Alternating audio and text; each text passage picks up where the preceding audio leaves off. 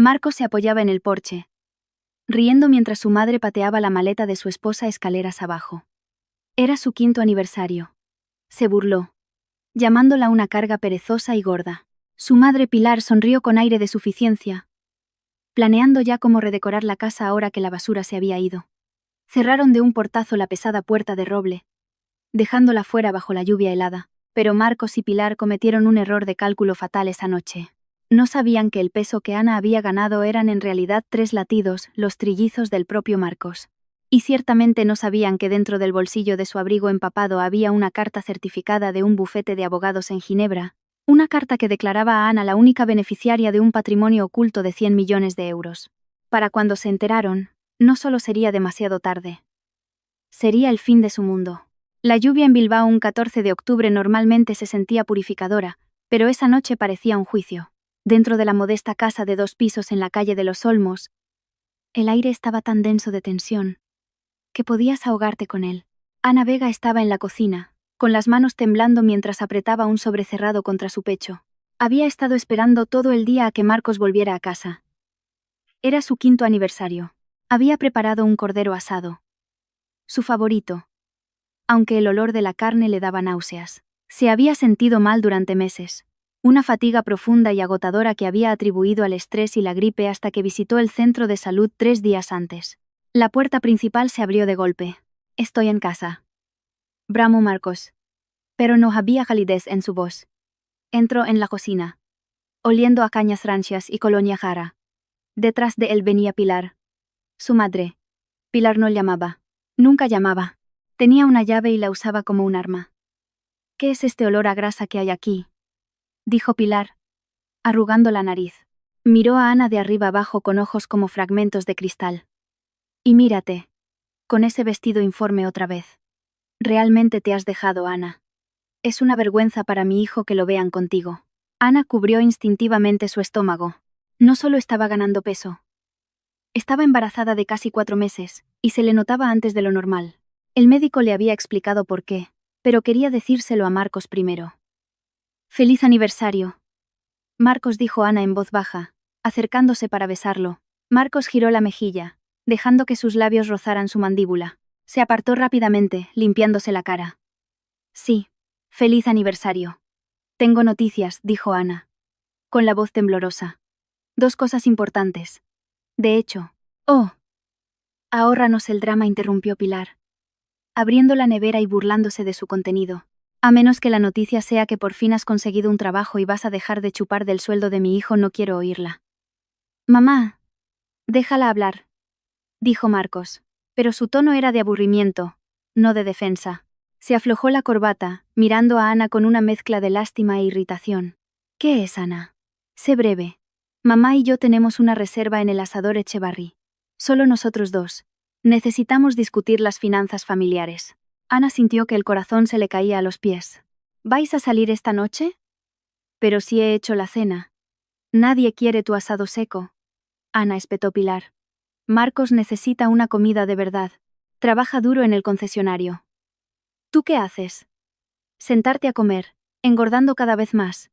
«No estoy solo engordando», gritó Ana, las lágrimas finalmente picando en sus ojos. «Marcos, por favor, mira esto». Le tendió el sobre. Era la segunda noticia.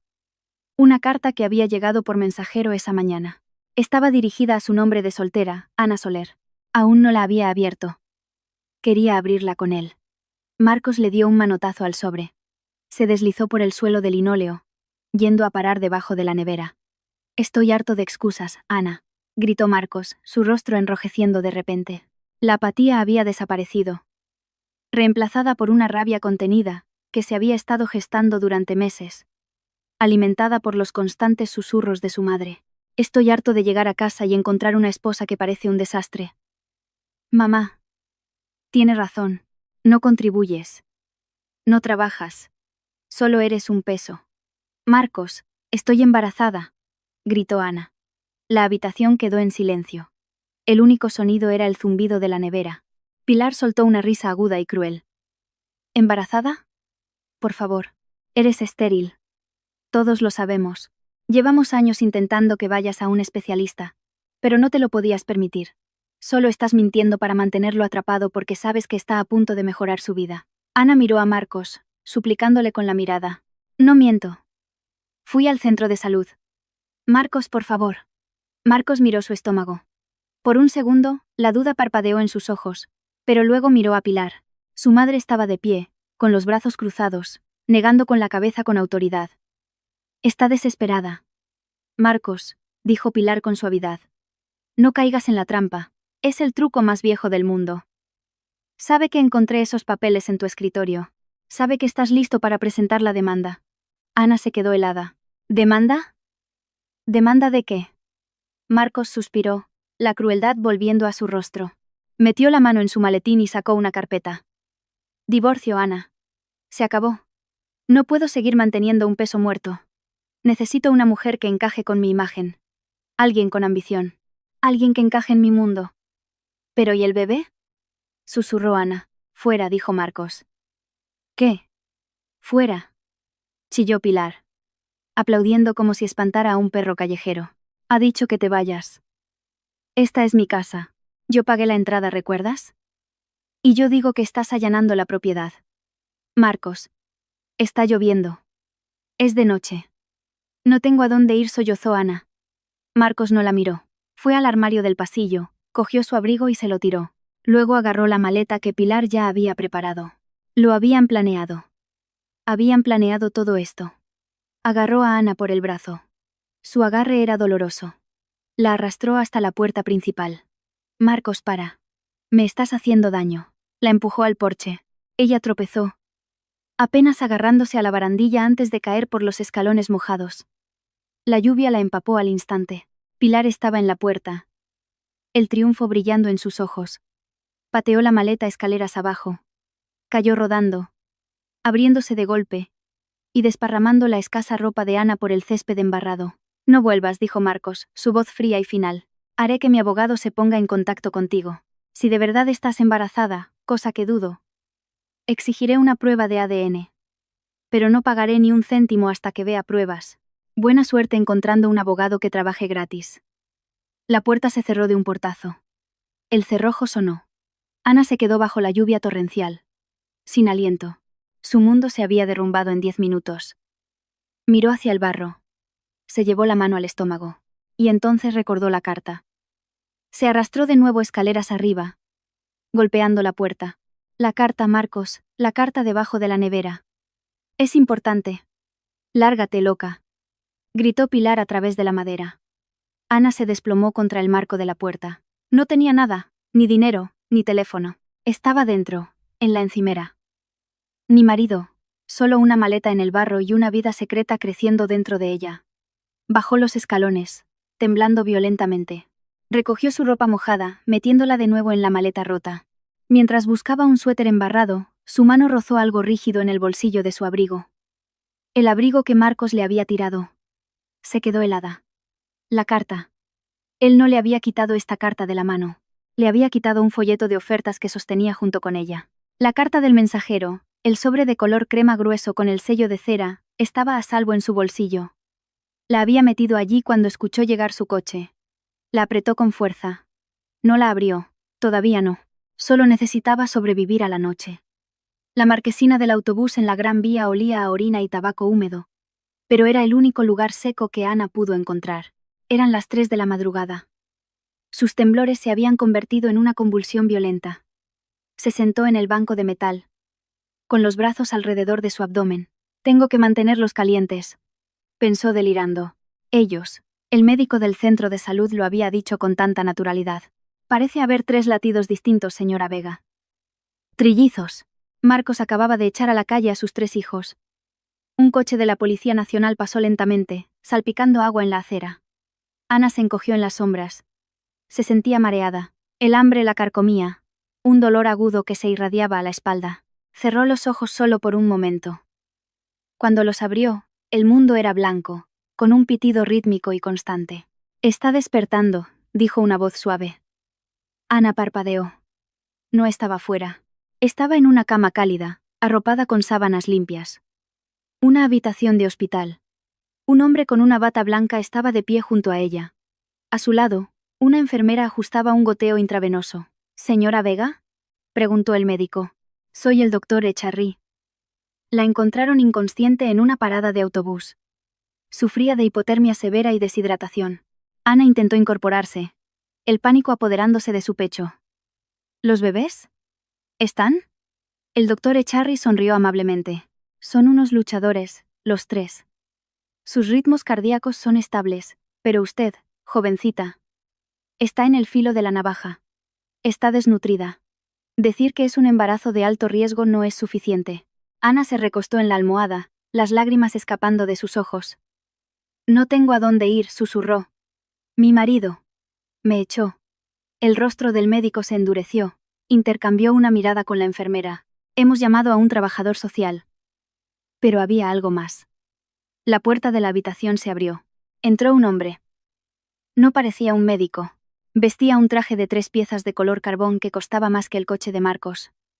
Tenía el pelo plateado, gafas de montura de alambre y llevaba un maletín de cuero. Señora Vega, dijo el hombre. Su voz era profunda, grave, pero respetuosa. O debería decir, señorita Soler. Ana frunció el ceño. Soler era el apellido de mi abuelo. Nunca lo conocí. Mis padres murieron cuando yo era pequeña. Me crié en un centro de acogida. Lo sé, dijo el hombre. Acercó una silla a la cama. Mi nombre es Arturo Puig.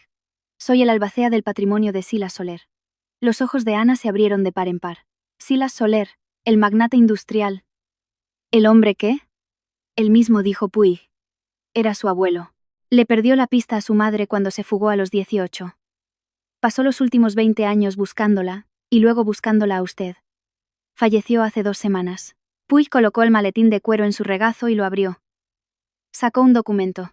Llevaba una carta consigo cuando ingresó, dijo Puig. La seguridad del hospital la registró. Era de mi bufete. Nunca la abrió. No, no tuve la oportunidad, tartamudeó Ana. Bueno, Puig, se ajustó las gafas. Permítame resumir. Silas Soler murió sin otros parientes vivos.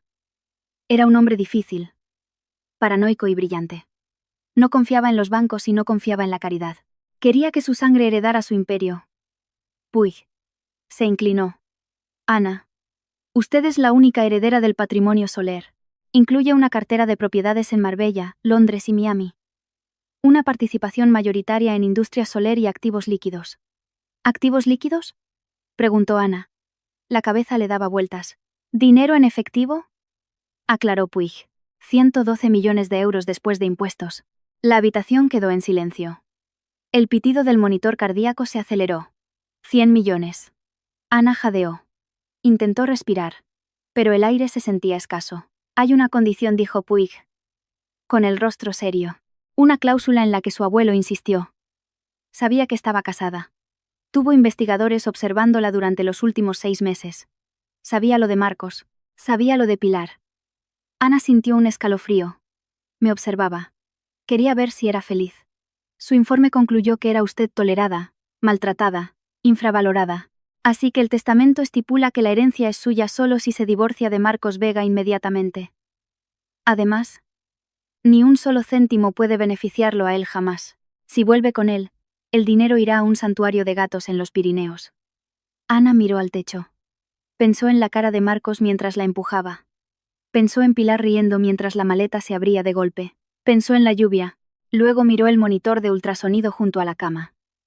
3 pequeñas manchas grises. Sus hijos. Miró a Arturo Puig. Sus ojos ya no eran los de una víctima. Eran los ojos de una madre, a la que acababan de entregar una espada.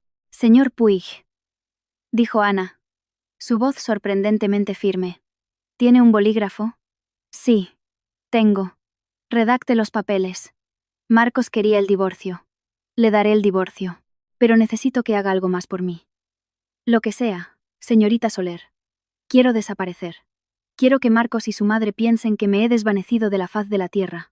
No saben lo de los bebés, y quiero que siga así hasta que yo esté lista. Puig sonrió. Una sonrisa de tiburón que prometía retribución. La discreción es mi especialidad. Podemos trasladarla a una clínica privada en Suiza esta misma noche. La mejor atención médica del mundo para los trillizos. Hágalo, dijo Ana. Y una cosa más, añadió Puig. Su abuelo era el dueño del edificio donde trabaja su marido, el concesionario, y del banco que posee la hipoteca de la casa de su madre. Ana se enderezó. Un fuego frío y vengativo se encendió en su pecho. No ejecute la hipoteca, dijo Ana en voz baja. Todavía no. Deje que se sientan seguros. Deje que piensen que han ganado. Quiero que construyan sus vidas para que, cuando yo las derribe, la caída los destroce. Puja sintió, cerrando su maletín con un chasquido satisfactorio. 3 años después, el lago Lemán era una lámina de cristal de zafiro que reflejaba los Alpes nevados. En una terraza con vistas al agua, Ana repasaba una cartera en una tableta. No se parecía en nada a la mujer que había temblado en una parada de autobús 3 años atrás.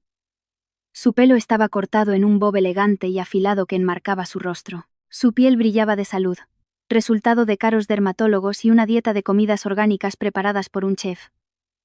Llevaba una chaqueta de color crema a medida que gritaba lujo discreto, pero el mayor cambio estaba en sus ojos. El miedo había desaparecido. En su lugar había cero. Mamá. Mami. 3 niños pequeños irrumpieron en la terraza, seguidos por su agotada niñera, Giselle. Leo, con su mata de rizos oscuros, llegó primero. Luego vino Sofía, abrazando un conejo de peluche. Y finalmente el pequeño Javier, que era más pequeño que los otros, pero tenía la risa más fuerte. «Cuidado, mis amores», rió Ana, cogiendo a Javier en su regazo. Le besó la frente. «¿Habéis dormido bien la siesta?» «Soñé con un dragón», gritó Leo. Ana sonrió. Pero sus ojos se desviaron hacia la pantalla de la tableta. No era con un dragón con lo que estaba lidiando. Eran serpientes. Tocó la pantalla, abriendo un enlace de vídeo seguro. Apareció el rostro de Arturo Puig. Parecía mayor, cansado. Pero sus ojos eran agudos. «Buenas tardes, señorita Soler. O debería decir señora directora general». Arturo asintió Ana. «¿Cómo van las negociaciones de adquisición?» «Industrias». Soler ha adquirido con éxito la participación mayoritaria de Automóviles Rojas, informó Arturo. Lo hicimos a través de empresas fantasma, por supuesto. Nebula Holdings. Es el propietario oficial sobre el papel. Marcos Vega no tiene ni idea de que usted es la dueña de su lugar de trabajo. ¿Y su rendimiento?» Arturo se rió secamente. «Pésimo. Fue ascendido a gerente regional hace 2 años únicamente porque el gerente anterior fue despedido por misteriosos errores contables que nosotros pudimos o no haber señalado a la Junta. Marcos es un incompetente, Ana. Pasa más tiempo en el campo de golf que en la oficina. Está llevando la sucursal a la ruina». «Bien», dijo Ana, su voz desprovista de piedad. «Que se sienta importante. Que se sienta seguro». «¿Y Pilar?» «Pilar se está divirtiendo», dijo Arturo. Aunque su tono sugería disgusto, gastó los últimos de sus ahorros en renovar la cocina.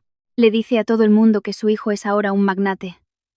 Ha pedido una segunda hipoteca sobre la casa para financiar un crucero por el Mediterráneo. Una hipoteca concedida por su banco. Está acumulando una deuda que no puede pagar, reflexionó Ana. Precisamente. Viven en una burbuja, Ana. Un pinchazo y estalla. Ana miró a Javier, que jugaba con su pulsera de diamantes. Todavía no, Arturo. Quiero que la burbuja se haga más grande. Quiero que estén tan alto que la caída les rompa todos los huesos del cuerpo. Vuelvo a Bilbao el mes que viene. Arturo enarcó una ceja. ¿Estás segura? Es arriesgado. Estoy lista. Necesitamos lanzar la nueva sede de Industrias Soler en España. Bilbao es la ubicación perfecta. Y tengo una gala que planear. Mientras tanto, en Bilbao, Marcos Vega golpeó con el puño su escritorio de caoba. «¿Qué quiere decir con recortes de presupuesto?», gritó al teléfono. «Lo siento, señor Vega», dijo el enlace corporativo de Nebula Holdings con suavidad. «La nueva propiedad está reestructurando. Su sucursal tiene un rendimiento bajo. Vamos a recortar los paquetes de bonus para la alta dirección este trimestre». «¿No puede hacer eso? Ya he dado una señal para un Porsche». Marcos sudaba. Había ganado 20 kilos en los últimos 3 años. Su línea de cabello retrocedía y su cara estaba constantemente sonrojada por la hipertensión y el exceso de whisky. «Lea su contrato, señor Vega». Sección 4. Cláusula B. Los bonus se basan en el rendimiento. Sus números han bajado un 15%. La línea quedó muerta. Marcos arrojó su teléfono al otro lado de la habitación. Se estrelló contra la pared. Maldita sea. La puerta de su oficina se abrió. Entró su nueva esposa, Jessica. Tenía 23 años. Era rubia y parecía aburrida. Era la mejora que Marcos había querido. El problema era que las mejoras eran caras. Marquitos se quejó, mascando chicle. Tu madre está al teléfono otra vez. Dice que le han denegado la tarjeta de crédito en la peluquería. Marcos gimió, frotándose las sienes. Dile que use la otra. La que tiene un interés increíblemente alto. Ya lo hice. Esa también está al máximo. Dice que le prometiste transferirle 5.000 euros hoy. No tengo 5.000 euros, Jessica. Me han quitado el bonus. La cara de Jessica se descompuso. Espera, ¿eso significa que no vamos a cabo la semana que viene? No lo sé, Jess. ¿Puedes darme un minuto para pensar? Como quieras, resopló. Estás tan estresado últimamente. Te está envejeciendo. Cerró la puerta de un portazo. Marcos se llevó la cabeza a las manos. A veces pensaba en Ana. No con arrepentimiento. Era incapaz de eso, sino con molestia. Al menos ella era barata. Cocinaba, pensó. Limpiaba. No pedía un Porsche. Abrió su cajón y sacó una petaca. Le dio un largo trago. Sentía que las paredes se cerraban sobre él, pero no podía identificar por qué. Todo parecía estar bien por fuera. Era el gerente regional. Tenía una esposa atractiva. Su madre tenía una casa renovada. Pero por debajo, todo era podredumbre. Se estaba ahogando en deudas para mantener las apariencias. Y tenía esta sensación persistente, una paranoia que comenzó hace aproximadamente un año, de que alguien lo estaba observando. Cada vez que cometía un error en el trabajo, quedaba documentado. Cada vez que llegaba tarde, aparecía un memorando. Era como si una soga invisible se estuviera apretando alrededor de su cuello. La llegada de Ana Soler a Bilbao no fue un asunto discreto. Fue un terremoto en el mundo de los negocios. Industrias Soler, el gigante industrial conocido por su dominio europeo, anunció que abriría su sede principal para Norteamérica en el centro de Bilbao. El rascacielos que compraron era el más alto del distrito. Una aguja reluciente de vidrio y acero que se cernía sobre la ciudad. El titular gritaba: la heredera multimillonaria regresa a casa, pero nadie relacionó a Ana Soler con Ana Vega. Soler era un apellido bastante común. Y las fotos en la prensa mostraban a una mujer con gafas de sol oscuras, distante y poderosa. Además, Marcos y Pilar no leían la sección de economía. Solo leían las columnas de cotilleos. La invitación llegó a la oficina de Marcos un martes por la mañana. Era un sobre negro y grueso con un relieve de hoja de plata. Está usted cordialmente invitado a la gala benéfica de Industrias Soler. Una noche de máscaras y revelaciones. Lugar: el gran salón de baile. Torre Soler. Se requiere etiqueta. Marcos sostuvo la invitación, sus manos temblando ligeramente. Industrias Soler. Esa es la nueva empresa de la que todo el mundo habla. La que lo está comprando todo. Su asistente, un joven llamado Gorka, que en realidad estaba en la nómina de Arturo Puig, asintió con entusiasmo. Jefe, esto es enorme. Solo el 1% más rico de la ciudad ha sido invitado. Aquí es donde se cierran los verdaderos tratos. Si quiere salvar la sucursal, tiene que estar allí. Marcos hinchó el pecho. Por supuesto que me invitaron. Soy una pieza clave en esta ciudad. No sabía que todos los demás gerentes del concesionario habían sido ignorados. No sabía que era el único invitado específicamente para que pudiera ser destruido en público. Necesito un smoking nuevo, murmuró Marcos. Y Jessica, cárgalo a la tarjeta de la empresa, Gorka. Ya veré cómo ocultar el gasto más tarde. La Torre Soler era espectacular. Una alfombra roja se extendía a lo largo de una manzana, flanqueada por paparazzi. Marcos salió de una limusina alquilada, con Jessica del brazo. Llevaba un vestido que costaba más que el primer coche de Marcos. Un reluciente vestido plateado que dejaba poco a la imaginación. Pilar lo seguía, envuelta en piel sintética y suficientes joyas de fantasía como para hundir un barco. Esto sí que es vida, dijo Pilar, mirando a su alrededor las lámparas de araña y los camareros sirviendo cava. Te lo dije. Marcos. La clase atrae a la clase. Entraron en el salón de baile. Era un mar de élites, políticos, magnates de la tecnología, estrellas de cine. Marcos sintió una repentina oleada de insuficiencia. Cogió una copa de cava y se la bebió de un trago. ¿Dónde está ella?, preguntó Jessica, escudriñando la habitación. La heredera. Quiero verle los zapatos. Todavía no ha bajado, susurró un invitado cercano. Dicen que es una reclusa. Muy misteriosa. De repente, las luces se atenuaron. Un foco iluminó la gran escalinata. Damas y caballeros, retumbó una voz por los altavoces. La directora general de Industrias Soler. La señorita Ana Soler. La música creció, una pieza orquestal dramática. En lo alto de la escalera se encontraba una visión. Llevaba un vestido de terciopelo azul medianoche que se ceñía a su figura, arrastrándose detrás de ella como una cola real. Diamantes brillaban en su garganta y orejas. Diamantes de verdad, valorados en millones. Llevaba el pelo recogido, dejando al descubierto su elegante cuello. Llevaba un antifaz veneciano que cubría la mitad superior de su rostro, incrustado de zafiros. Descendió las escaleras lentamente, todos los ojos de la sala fijos en ella. Marcos la miraba fijamente. Se le secó la boca. «Guau», susurró. «Mírala. No está mal», dijo Jessica celosamente. «Es poderosa», murmuró Pilar, con los ojos hambrientos. «Marcos, ve a presentarte. Si conseguimos entrar en su círculo, nuestros problemas de dinero se habrán acabado». Ana llegó al final de la escalera. No se mezcló. Caminó directamente hacia el centro de la sala, donde había un micrófono. «Bienvenidos», dijo. Su voz era baja, suave y autoritaria. Un extraño escalofrío recorrió la espalda de Marcos. Le sonaba familiar, pero no podía ubicarla. La confianza en ella lo descolocó. La Ana que él conocía susurraba. Esta mujer rugía. «Esta noche trata sobre nuevos comienzos», dijo Ana. Sus ojos recorriendo la multitud a través del antifaz. Lo encontró al instante. Marcos, de pie con su smoking mal ajustado, sudando junto a su madre y su esposa Trofeo. Pero continuó Ana. Antes de poder construir lo nuevo, debemos eliminar lo viejo. Debemos exponer la podredumbre. Hizo una seña a los camareros. Por favor, disfruten de la velada. Estaré circulando. Espero conocer a ciertos invitados específicos. Las luces se encendieron. La música se reanudó. Marcos se bebió otra copa. Voy a intentarlo, le dijo a Pilar. Voy a proponerle el contrato de la flota del concesionario. A por ella, tigre, dijo Pilar. Marcos se abrió paso entre la multitud, su confianza reforzada por el alcohol. Se acercó a Ana, que estaba rodeada por un círculo de admiradores. Disculpe, dijo Marcos en voz alta, interrumpiendo una conversación que tenía con el alcalde. Señorita Soler. Ana se giró.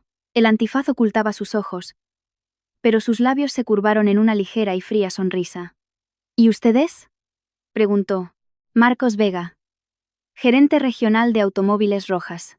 Extendió una mano sudorosa. Ana miró la mano, luego de nuevo a su cara. No la aceptó. Ah, señor Vega. He oído hablar mucho de usted. Marcos sonrió. Cosas buenas, espero. Cosas interesantes, corrigió ella. Entiendo que tiene un enfoque único sobre la familia. Marcos frunció el ceño. La familia. Soy un hombre de familia hasta la médula. Mi madre está justo ahí, señaló.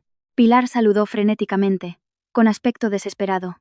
¿Y su esposa?, preguntó Ana, mirando a Jessica, que estaba aburrida mirando su teléfono cerca. Sí, Jessica. El amor de mi vida. ¿Lo es? Ana dio un paso más cerca. Olía a lluvia y a perfume caro. Oí que tuvo una esposa anterior. Ana, ¿no es así? Marcos se quedó helado. La sangre se le fue del rostro. ¿Cómo? ¿Cómo sabe eso? Investigo a todos mis empleados, dijo en voz baja. ¿Empleados?, tartamudeó Marcos. Yo no trabajo para usted. Oh. Marcos rió ella oscuramente. Realmente no prestas atención, ¿verdad? Automóviles Rojas es una filial de Industrias Soler. Llevas 3 años trabajando para mí.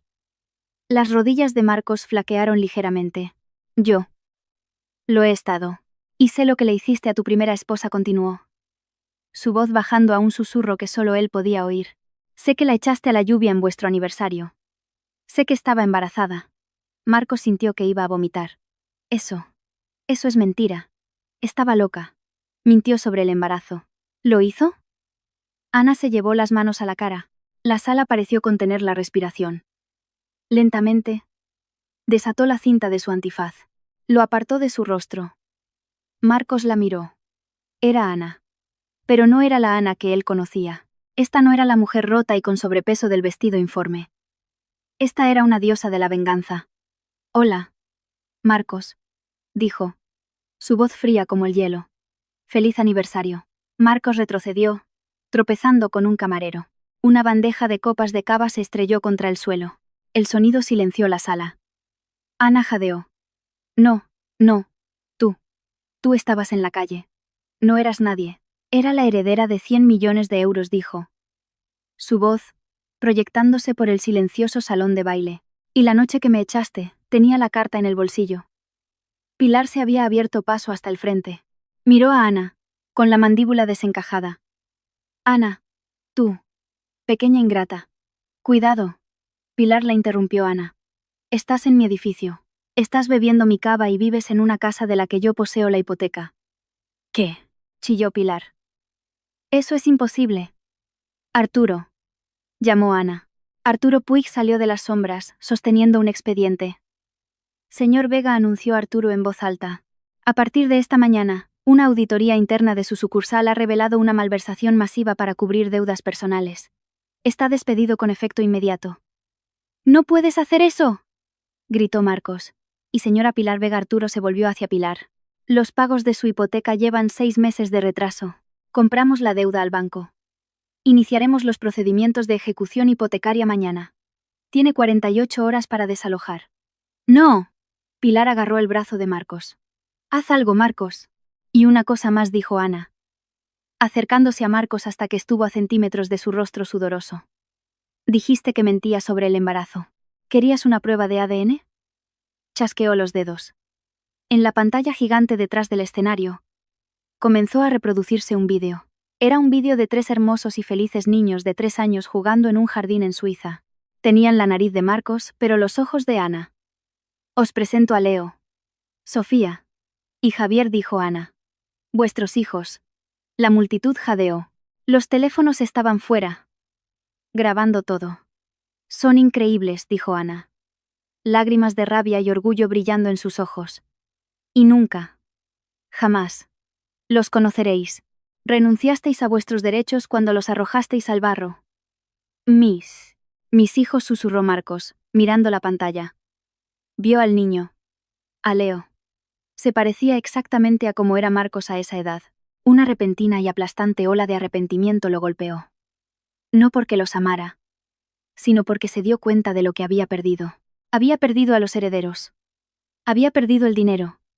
Había perdido el legado. Seguridad, dijo Ana con calma. Por favor, retiren a estos intrusos. Están arruinando el ambiente.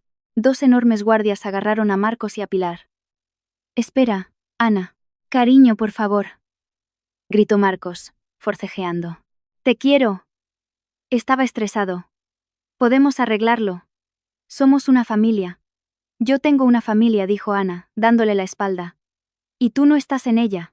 Mientras se llevaban a Marcos, pataleando y gritando, Jessica se quedó allí mirando a Ana.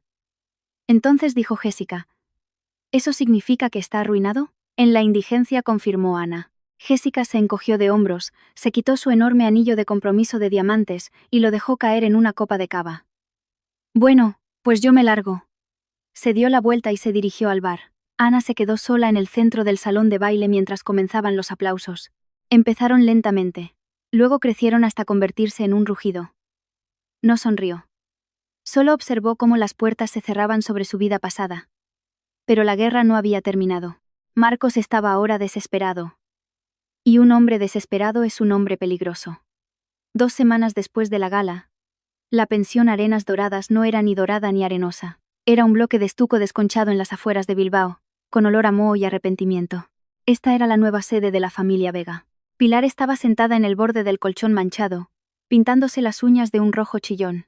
La televisión estaba encendida, en silencio, mostrando una repetición del discurso de Ana en la gala. Mírala, escupió Pilar, gesticulando con el pincel de esmalte de uñas, pavoneándose como si fuera la dueña del mundo con mis nietos. Esos son mis billetes de lotería que tiene secuestrados. Marcos caminaba de un lado a otro de la pequeña habitación, vistiendo pantalones de chándal y una camiseta interior manchada. La abstinencia de su vida de alto vuelo lo estaba golpeando duro. Estaba nervioso, enfadado y humillado. Jessica había bloqueado su número. Su coche había sido embargado ayer en el aparcamiento de la pensión, una escena que los vecinos habían presenciado con regocijo. Necesitamos un abogado, Mamá, murmuró Marcos. Pero no tenemos dinero. He llamado a 3 bufetes hoy. En cuanto he dicho a Ana Soler, me han colgado. Nadie quiere enfrentarse a Industrias Soler. No necesitamos un buen abogado. Marcos, dijo Pilar, soplando sus uñas. Necesitamos uno escandaloso. Necesitamos una rata. Llamaron a la puerta. Marcos abrió y se encontró con un hombre bajo y sudoroso con un traje marrón arrugado. Llevaba un maletín que parecía haber sido masticado por un perro. ¿Señor Vega?, preguntó el hombre mostrando una sonrisa de dientes amarillos. Soy Benito Lamas. Vi su historia en los blogs. La multimillonaria que robó los derechos de un padre. Un titular pegadizo. ¿Quién le envía?, preguntó Marcos. El destino, dijo Benito, entrando en la habitación. ¿Quiere demandar a la mujer más rica de Bilbao? Necesita a alguien que no tenga miedo de jugar sucio. Benito se sentó en la silla desvencijada y abrió su maletín. Esta es la situación. No puede demandar por el dinero directamente. La ley de herencias protege sus activos. Sin embargo, hizo una pausa para dar un efecto dramático. Los niños, susurró Pilar, con los ojos brillantes. Bingo. Abuela. Benito le apuntó con un dedo. La ley española tiene normas específicas sobre los derechos de los padres. A menos que se demuestre que no es usted apto en un tribunal, tiene derecho a la custodia o, como mínimo, a visitas. No quiero a los mocosos, resopló Marcos. Solo quiero la pensión alimenticia. 3 niños con una madre multimillonaria. Los pagos mensuales serían astronómicos. Exacto, asintió Benito. Pero para conseguir eso, primero tenemos que ganar en el tribunal de la opinión pública. Ana Soler es poderosa. Pero es nueva. Al público le encantan las historias tristes. Les encanta un padre que ha sido borrado por una exesposa vengativa. Puedo llorar a voluntad, ofreció Pilar, revisando su reflejo en el espejo. Puedo decirles cuánto echo de menos a... ¿Cómo se llamaban? Leo. Sofía. Javier, gruñó Marcos. Cierto. Echo tanto de menos al pequeño Leo que me duele el corazón. El ataque comenzó 3 días después. Ana estaba en su oficina en la Torre Soler revisando los planos para una nueva ala de energía sostenible cuando Arturo Puig irrumpió. Rara vez parecía alterado, pero hoy su rostro estaba pálido. Pon la televisión, dijo. Ana cogió el mando a distancia. Era el programa matutino de cotilleos. En el lujoso sofá estaban sentados Pilar y Marcos. Pilar se secaba los ojos con un pañuelo. Marcos parecía sombrío, con la cabeza gacha. Simplemente no lo sabíamos, sollozó Pilar a la comprensiva presentadora. Desapareció. Marcos la buscó por todas partes.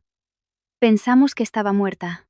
Y ahora, descubrir que estaba escondiendo a nuestros nietos, viviendo en el lujo mientras mi hijo estaba de luto, es simplemente cruel. La presentadora se dirigió a Marcos.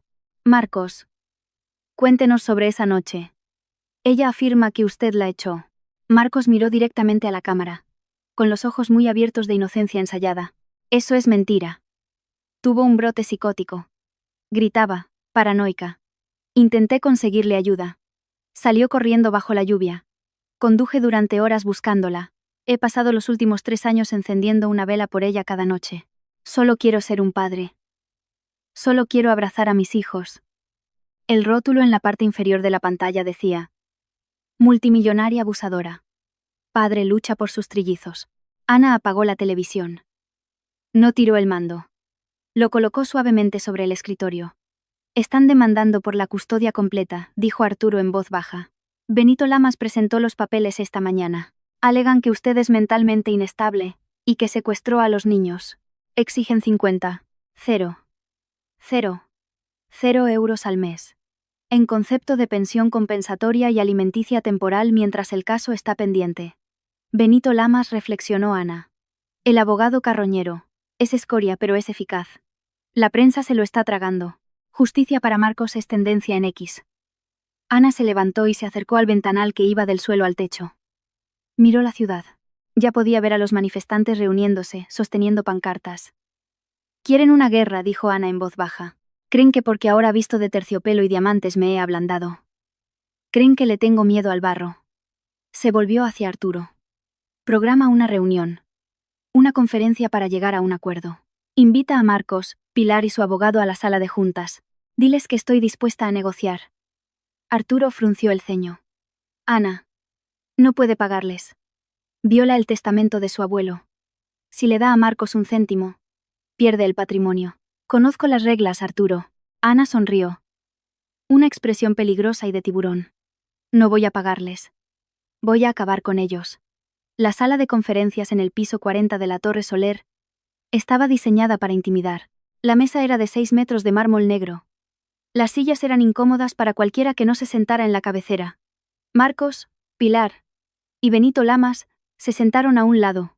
Parecían triunfantes. Se habían arreglado para la ocasión. Marcos con un traje que compró en una tienda de segunda mano. Pilar con un abrigo de estampado de leopardo. Benito Lamas le susurró a Marcos. No hables a menos que yo te lo diga. Deja que yo me encargue de los números. Empezaremos con 10 millones a tanto alzado más la manutención mensual. Las pesadas puertas dobles se abrieron. Ana entró, seguida por Arturo Puig y 2 grandes guardias de seguridad que se colocaron junto a la puerta. Ana no se sentó. Se quedó de pie en la cabecera de la mesa, colocando una única memoria USB plateada sobre la superficie de mármol. Buenos días, dijo amablemente. Déjate de tonterías, Ana, dijo Marcos, reclinándose y poniendo los pies en el travesaño de la silla. Te hemos pillado.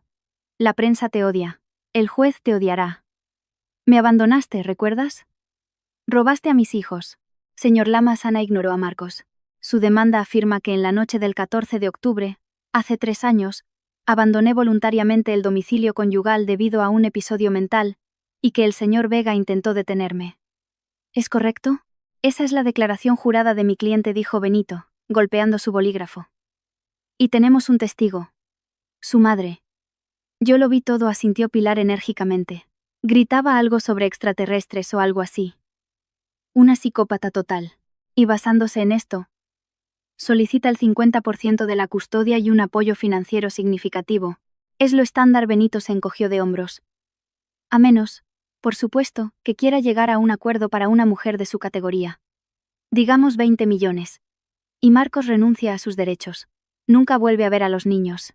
Borrón y cuenta nueva. Marcos miró a Benito, sorprendido. Espera. Pensé que quería ser padre. Benito le dio una patada por debajo de la mesa. Cállate. Este es el día de pago. Ana se rió. Fue un sonido frío y seco.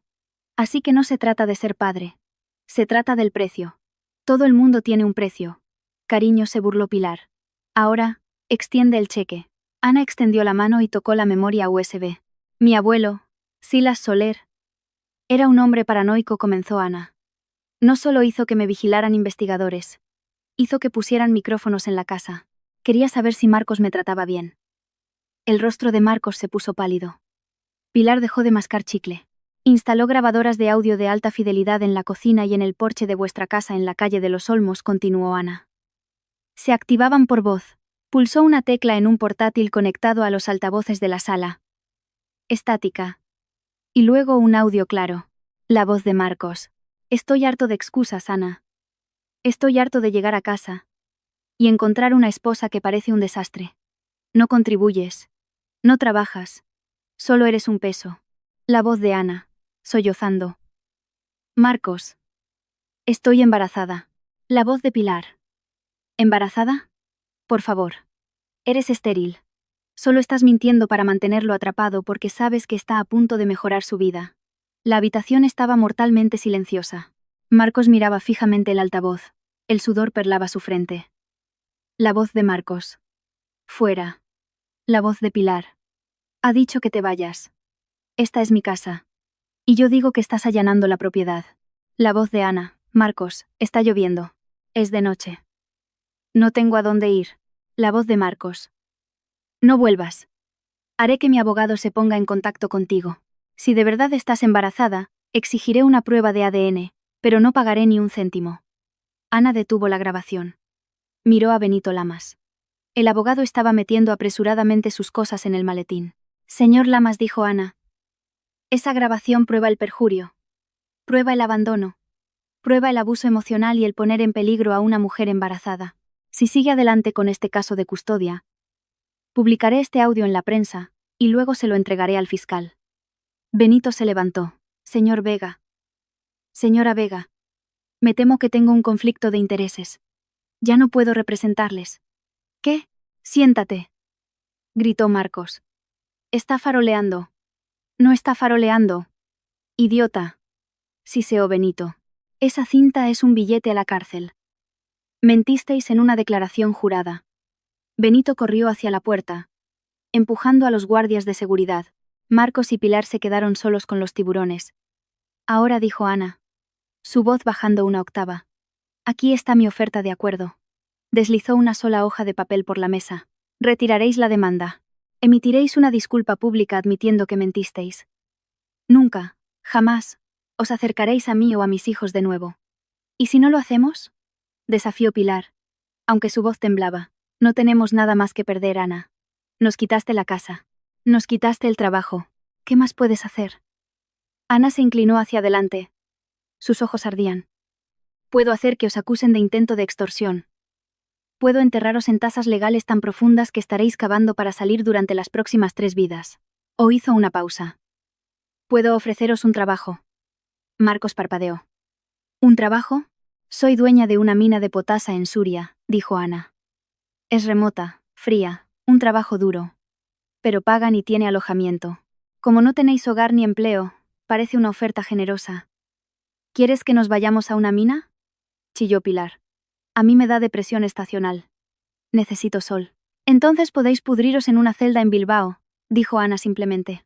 Esas son las opciones. ¿La mina o la prisión? Marcos miró a su madre. Luego miró a Ana. Vio la resolución en su rostro. Se dio cuenta finalmente de que era insignificante. Está bien, susurró Marcos. Iremos. Bien, dijo Ana. El tren sale en 4 horas. No lo perdáis. Hizo una seña a los guardias. Escoltadlos fuera. Mientras se llevaban a Marcos de la habitación, miró a Ana por última vez. Sus ojos no estaban llenos de arrepentimiento, sino de un odio puro y destilado. Arturo esperó a que las puertas se cerraran. ¿Crees que se quedarán en Suria? Pilar podría, dijo Ana, sentándose por primera vez. Parecía agotada. Es una superviviente. Encontrará algún minero del que chupar. Pero Marcos negó con la cabeza. Marcos tiene un ego. Y acabo de rompérselo. No irá a la mina. O si va, no se quedará. ¿Qué crees que hará? Preguntó Arturo. Algo estúpido, dijo Ana. Aumenta la seguridad de los niños, Arturo. Triplícala. La guerra legal ha terminado. Pero el verdadero peligro acaba de empezar. Marcos estaba sentado en el asiento del copiloto del sedán oxidado de su madre. El único bien que les quedaba. Pilar estaba dentro de una tienda comprando cigarrillos y rascas con sus últimos 20 euros. Marcos miraba los billetes de tren en su regazo. Suria. Solo ida. Los estrujó en su puño. No voy a ir a ninguna mina. Murmuró al salpicadero. No voy a picar piedra para ella.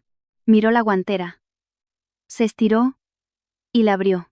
Debajo de un montón de multas de velocidad sin pagar yacía un revólver del 38 de cañón corto. Pertenecía a su difunto padre. Pilar lo guardaba para protegerse. Marcos lo cogió. Se sentía pesado. Frío. No quería hacerle daño a Ana. No. Eso era demasiado rápido. Quería hacerle daño como ella se lo había hecho a él. Quería arrebatarle su futuro. Recordó el vídeo de la gala. Los 3 niños, Leo, Sofía, Javier. Sacó su teléfono. Todavía tenía un contacto que no lo había bloqueado. Un tipo al que solía comprarle droga, que trabajaba como conserje en el exclusivo Liceo Bellavista. Marcó el número. ¿Sí? Contestó la voz. Soy Marcos. Necesito un favor. Necesito el horario del recreo de la clase de preescolar. Y necesito saber qué puerta es la de las entregas. Eso te va a costar, Marcos. Marcos miró a Pilar, que volvía al coche. Miró el arma. No te preocupes, dijo Marcos, con los ojos muertos y vacíos. Estoy a punto de conseguir mucho dinero. El Liceo Bellavista estaba construido como una fortaleza, diseñado para mantener a los hijos de la élite a salvo del mundo. Pero toda fortaleza tiene una grieta. Y Marcos encontró la suya en la puerta de entregas. Sobornando a un conductor con el último dinero que le quedaba, se coló dentro, vistiendo un chaleco de mantenimiento robado y una capucha baja sobre los ojos. Estaba temblando. En su bolsillo, el revólver oxidado se sentía pesado y frío. No quería usarlo, se dijo a sí mismo. Solo quería lo que era suyo. Los vio en el jardín. Leo. Sofía y Javier estaban construyendo un castillo con bloques de espuma, riendo bajo el sol de la mañana. Parecían caros. Parecían felices. Parecían pertenecer a Ana. Marcos se abalanzó. Agarró a Leo por el brazo, atrayendo al aterrorizado niño contra su pecho. «¡Papá está aquí!», gritó Marcos, con la voz quebrada. Giselle, la niñera, dejó caer su teléfono y corrió hacia ellos. «Aléjese de él», Marcos sacó el arma. La agitó salvajemente, el cañón temblando. «Atrás. Nadie nos toca. Me llevo a mi hijo». Las pantallas se iluminaron en rojo. Las alarmas sonaron. La escuela entró en confinamiento inmediato. 10 minutos después, el patio de recreo era un teatro de guerra. Francotiradores yacían en el techo del gimnasio. Vehículos blindados bloqueaban las salidas. Marcos se agachó detrás de un tobogán de plástico, el arma presionada contra las costillas de Leo. El niño sollozaba en silencio, paralizado por el miedo. «Quiero un coche», chilló Marcos al negociador de la policía. «Quiero un coche con el depósito lleno, y quiero a Ana Soler aquí ahora». «Señor Vega». Baje el arma. «Traedme a Ana». Un todoterreno negro atravesó el cordón policial, deteniéndose con un chirrido en el césped. La puerta se abrió de golpe y Ana salió. Ignoró a los agentes del SWAT que le gritaban que se quedara atrás. No llevaba chaleco. Caminó directamente hacia el hombre que una vez fue su marido. Se detuvo a 10 metros de distancia, su expresión indescifrable. Marcos dijo, su voz cortando las sirenas. «Mírate». «Aléjate», gritó Marcos, con lágrimas corriendo por su rostro. «Lo haré, Ana. Te lo quitaré todo. Me robaste la vida. Pusiste a mi madre en mi contra». Ana ladeó la cabeza, mirándolo con profunda lástima. «Yo no puse a tu madre en tu contra, Marcos. Lo hiciste tú mismo». «Mientes. Somos un equipo. Es la única a la que le importo». Ana sacó su teléfono del bolsillo y lo levantó. «Pilar me llamó hace 20 minutos, Marcos. Desde el aeropuerto». Marcos se quedó helado. El arma bajó ligeramente. «¿Qué?» «Ofrecí una recompensa en efectivo por información sobre tu paradero», dijo Ana fríamente. 50.000 euros. Tu madre cogió el dinero y se subió a un vuelo a Miami. Te vendió. Marcos. Te vendió por el precio de un coche de segunda mano». El silencio que siguió fue más pesado que el arma. Marcos miró a Ana, esperando la broma, pero solo había la dura verdad en sus ojos. Su madre, la mujer por la que había desalojado a su esposa, la mujer por la que había arruinado su vida para complacerla, lo había dejado pudrirse por un pago rápido. Miró a Leo. El niño no lo miraba con amor, lo miraba con puro terror. Marcos vio su propio reflejo en los ojos llorosos de su hijo, y finalmente se vio a sí mismo como lo que era. Un monstruo. Empujó a Leo. «Vete», susurró Marcos. Leo corrió por el césped hacia los brazos de Ana. Ella enterró su rostro en su pelo, protegiéndolo. «Al suelo», rugió el equipo SWAT, avanzando. Marcos dejó caer el arma en las virutas de madera. Cayó de rodillas, sollozando en sus manos mientras los agentes lo placaban. 6 meses después, el viento en Suria cortaba como un cuchillo. Pilar estaba sentada sola en la cafetería de la mina de potasa de Industrias Soler, comiendo avena tibia. Parecía 10 años mayor. Tenía las uñas rotas, el pelo gris. Tocó la libreta del banco en su bolsillo. Los 50.000 euros estaban allí, pero mientras miraba alrededor de la sala sombría y gélida, se dio cuenta de que el dinero no podía comprar calor. Había sobrevivido, pero estaba completamente sola. A miles de kilómetros de distancia, en una celda de hormigón en la prisión de Martutene, Marcos Vega miraba una pared en blanco.